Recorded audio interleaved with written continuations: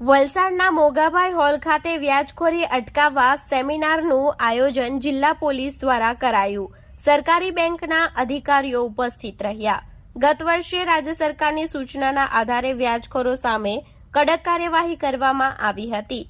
ચાલુ વર્ષે પણ નાના દુકાનદારો અને રેકડીવાળા વ્યાજખોરીમાં ન ફસાય તે માટે જાગૃત કરવા સરકારી બેંકના અધિકારીઓ સાથે મળી અરજદારોને બેંક લોન અંગે જાગૃતિ આપવામાં આવી હતી. સાથે જો કોઈ વ્યક્તિ વ્યાજખોરનો ત્રાસ સહન કરતું હોય તો વહેલી તકે ફરિયાદ આપવા આગળ આવવા લોકોને જાગૃત કરવામાં આવ્યા હતા. ગત વર્ષે રાજ્ય સરકારના માર્ગદર્શન હેઠળ રાજ્યમાં વ્યાજખોરો સામે ઝુંબેશ ઉપાડવામાં આવી હતી. ગત વર્ષે વલસાડ જિલ્લામાં પણ 40થી વધુ ફરિયાદો વ્યાજખોરો સામે નોંધાઈ હતી, જેમાં 50થી વધુ વ્યાજખોરો સામે કાર્યવાહી કરવામાં આવી હતી. વલસાડ જિલ્લામાં ચાલુ વર્ષે વ્યાજખોરોના ચક્કરમાં કોઈ ન આવે તે માટે ફેરીવાળા રિક્ષા ચાલકો અને અન્ય લોકોને જાગૃત કરવા Valsad SP Karanraj Vaghela, DYSP AK Verma, CTPI DD Parmar અને રૂરલ PI ભાવિક જીત્યા દ્વારા એક સેમિનારનું આયોજન કરવામાં આવ્યું હતું, જેમાં સરકારી બેંકના કર્મચારીઓ દ્વારા લોકોને બેંક દ્વારા કેટલાક ડોક્યુમેન્ટના આધારે સરળતાથી લોન આપવામાં આવે છે અને સમયસર લોન મેળવ્યા બાદ લોન ભરપાઈ કરવા પણ લોકોને જાગૃત કરવામાં આવ્યા હતા. હાલમાં કેટલાક લોકો ઓછા ડોક્યુમેન્ટ અને ઓનલાઈન લોન આપવાની કામગીરી કરી રહ્યા છે, જેમાં લોનનો હપ્તો ન ભરનાર વ્યક્તિના ન્યૂડ ફોટા તેમજ કોન્ટેક્ટ લિસ્ટમાં શેર કરી તેમની બદનામી કરવામાં આવે છે, જેથી આવી કોઈ ઓનલાઈન લોન કે વ્યાજખોરોથી લોકોને દૂર રહેવા આહવાન કરવામાં આવ્યું હતું. લોકોને નેશનલ બેંક કે સરકારી બેંકોમાંથી સમયસર નિયમ અનુસાર લોન લઈ લોનની સમયસર હપ્તા ભરવા જાગૃત કરવામાં આવ્યા હતા. વલસાડ એસપી કરણરાજ વાઘેલા અને બેંકના અધિકારીઓએ લોકોને જરૂરી માર્ગદર્શન આપ્યું હતું. સાથે સાથે ધરમપુર ત્યાં આપણી ભળી ભોળી જે બધી ભોળી આદિવાસી પ્રજા છે એ લોકોની જોડે આ ન્યુસન્સ વધી રહ્યું છે. ઘણા બધા એવા નાના નાના પેલા નાની પેલી એજન્સી હોય ને, સરકારી એજન્સી છીએ, અમે તો NGO છીએ, અમે તમને વ્યાજના પૈસા આપીશું, તમારે દર મહિને આટલા પૈસા ભરવાના, અને પછી બધું એક સાથે ઉઠમણું કરીને ભાગી જાય. એવા લોકો બી આપણા ધરમપુર કપડા વિસ્તારમાં ઘણા બધા આપણા ભોળા આપણા ભાઈઓ બહેનોને લૂંટી રહ્યા છે. એનું પણ એક ધ્યાન રાખવાની જરૂર છે.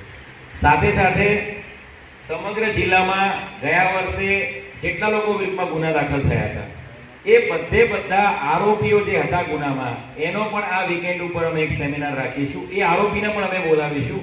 અત્યારે આવી પ્રવૃત્તિમાં કોઈ સંકળાયેલા છે કે નહીં એ પણ એ ચેક કરીશું. એટલે વર્મા સાહેબ એની પણ એક તૈયારી કરી દો. લાસ્ટ યર જેટલા ગુના દાખલ થયા તમામના આરોપીની અત્યારે પ્રવૃત્તિ કઈ છે આપણે ચેક કરવામાં આવશે, અને જરૂર જણાશે તે બધાની ઓફિસો પર પણ આપણે સર્ચ ઓપરેશન હાથ ધરીશું. એટલે આ એક પ્લાન આઉટ કરી લેવામાં આવે, શનિવારે કે રવિવારે એનું ગોઠવવામાં આવશે. વ્યાજની જે વાત કરીએ, મોટા ભાગના કિસ્સામાં નાના દેરદારવાળા હોય કે પછી પેલા જે જમીન મકાનની લેવેચ કરતા હોય એવા લોકો જ આની અંદર ઇન્વોલ્વ હોય છે. અને પછી એવા લોકો સંપર્કમાં તમારા ગમે તેની સંપર્કમાં આવે, તમે તમારા મિત્રને વાત કરો કે આપણે ઓળખીતો છે એક જણો કે વ્યાજે પૈસા આપશે કે 5% વ્યાજ આપવું પડશે, 10% વ્યાજ આપવું પડશે, અને ખબર નહીં કઈ પ્રકારની ઇમરજન્સી હોય છે લોકોની. મેં એવા લોકો જોયેલા જે 50% વ્યાજે પૈસા લેતા હોય, 10 લાખ રૂપિયા આપતું મને, એક મહિના પછી 15 લાખ રૂપિયા પાછા આપીશ, 5 લાખ રૂપિયા વ્યાજ આપે છે લોકો છે. એવા લોકો પણ, અને એવા લોકો પણ છે કે ભાઈ વ્યાજના પૈસા હું ચૂકવી નહીં શક્યો તો લે મારા ઘરના કાગળિયા તું તારી પાસે રાખ, લે મારી દુકાનના કાગળિયા તું તારી પાસે રાખ. એવા લોકો પણ છે. એટલે મારી રિક્વેસ્ટ તમામ લોકો જે અહીંયા આવ્યા છે એમને એટલી જ છે કે પોલીસ પાસે કોઈ પણ પ્રકારનો શરમ સંકોચ કર્યા વગર તમે આગળ આવો.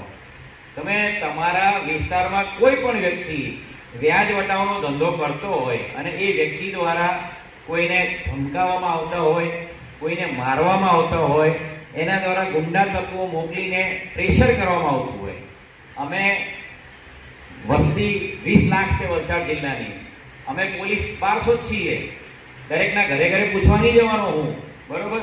તમારા જેવા સારા આગેવાનો, સારા લોકોએ આગળ આવવું પડશે કે સાહેબ અમારા મોગરાવાડીમાં આ થોડો ન્યુસન્સ છે, અમારા સાહેબ ધોબીવાળા વિસ્તારમાં આ ન્યુસન્સ છે, અમારા નનકવાડામાં આ થોડો ન્યુસન્સ છે. આવા જે લોકો છે વિસ્તારમાં, એવા લોકોનું અમને તરફ ધ્યાન દોરો કે સાહેબ આનું થોડું જરા ચેક કરવા જેવું છે. અને કોઈ વ્યક્તિ તમારી પાસે આવે છે જે બિચારો વ્યાજના ચક્રમાં ફસાઈ ગયો છે.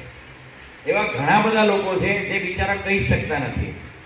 એવો કોઈ વ્યક્તિ તમારી પાસે આવે છે જે તમને કહે છે કે યાર મારી જોડે આવું થઈ ગયું છે, મેં એક જણા જોડે વ્યાજમાં પૈસા લીધા હતા અને પછી કે મારું મકાન લખાઈ લીધું, મારી દુકાન લખાઈ લીધી અને હવે તો કે સાહેબ કે એને કે મારા બૈરી છોકરી પર બી નજર કરે છે. આવા લોકો ઘણા બધા હશે.